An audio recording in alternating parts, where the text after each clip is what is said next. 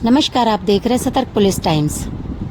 आज की सबसे चौंकाने वाली खबर वलसाड जिले से है, जहां एक ऐसा सच सामने आया है जिसने पुलिस से लेकर पत्रकारिता जगत तक को हैरान कर दिया है।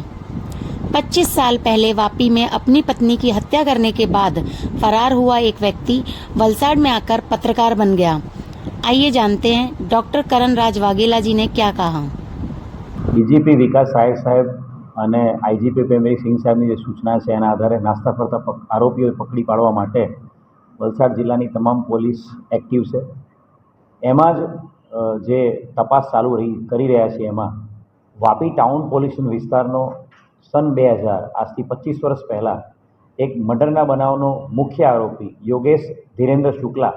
એને પકડી પાડવામાં મોટી સફળતા વલસાડ જિલ્લા ક્રાઇમ બ્રાન્ચ પીએસઆઈ જિગ્નેશ ધનેસા અને પીઆઈ ઉત્સવ બારોટની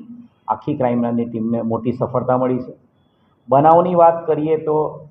સન 2000માં જે આરોપી છે પ્રકાશ ધીરેન્દ્ર શુક્લા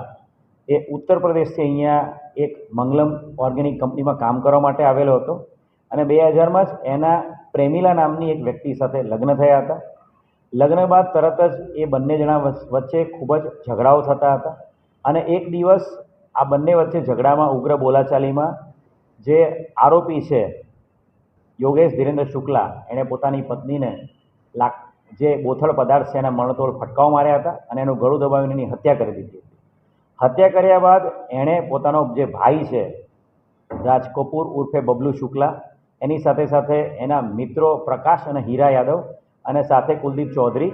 અને એની માતા લીલાવતી દેવી આ બધાએ ભેગા મળીને જે લાશ છે એને સળગાવી દેવા માટે સગે વગે કરી દેવા માટે આ જે પ્રકાશ છે એની રિક્ષામાં એ લોકો લાશ લઈને અવાવરું જગ્યાએ વટાર ગામની સીમમાં લઈ ગયા હતા અને લાશ ફેંક્યા બાદ એને જ્યારે એ સળગાવવા જતા હતા ત્યારે કોઈ વ્યક્તિ પ્રાઇવેટ વ્યક્તિ જે કુદરતી હાજતે ત્યાં જતું હતું એ આ જોઈ ગયો હતો અને ત્યાંથી એ લોકો લાશ ફેંકીને ભાગી ગયા હતા। જે તે સમયે પોલીસે તાત્કાલિક આ બનાવની અંદર અકસ્માત મોત દાખલ કરીને પીએમ કરાવ્યા બાદ તાત્કાલિક એની અંદર મર્ડરનો ગુનો દાખલ કરવામાં આવ્યો હતો। અનઆઇડેન્ટિફાઈડ જે ડેડ બોડી મળી હતી એને આઈડેન્ટિફાઈ કરવામાં આવી હતી અને એના આધારે આ પ્રકરણમાં જે આરોપીઓ છે બબલુ શુક્લા એની સાથે સાથે પ્રકાશ મૌર્યા અને એની સાથે સાથે કુલદીપ ચૌધરી આ બધા આરોપીને પકડી પાડવામાં આવ્યા, પરંતુ જે મરણ જનાર જે વ્યક્તિ છે પ્રેમિલા એનો પતિ જે મુખ્ય આરોપી યોગેશ શુક્લા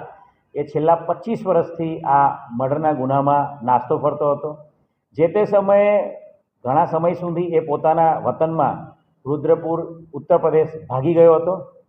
અને ત્યાંથી જ્યારે પોલીસ દ્વારા એની તપાસ કરવામાં આવશે નહીં એવું એને લાગતા એ છેલ્લા કેટલાક વર્ષોથી વલસાડ આવી ગયો છે અને વલસાડમાં પોતાની ઓળખ આનંદ તરીકે આપીને એ અલગ અલગ જગ્યાએ અહીંયા રહેતો હોય છે। પરંતુ જે ક્રાઇમ બ્રાન્ચની ટીમ છે એણે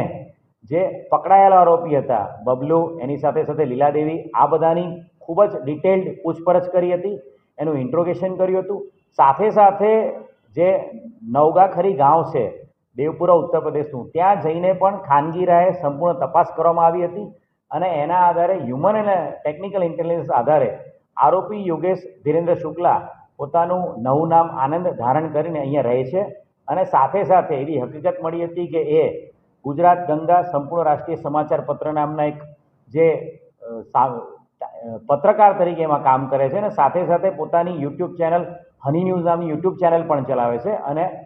વલસાડના મોગરાવાડીમાં રહે છે એ હકીકત મળી હતી અને એના આધારે ક્રાઇમ બ્રાન્ચ છે અને ગઈકાલે મોડી રાતે એને પકડી પાડ્યો છે। 25 વર્ષ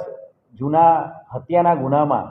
પત્નીની હત્યાના ગુનામાં નાસ્તો ફરતો જે પતિ હતો યોગેશ ધીરેન્દ્ર શુક્લા એને પકડીને જે મરણ જનાર છે એને અને એના પરિવારને ન્યાય અપાવવામાં વલસાડ જિલ્લા ક્રાઇમ બ્રાન્ચને મોટી સફળતા મળી છે।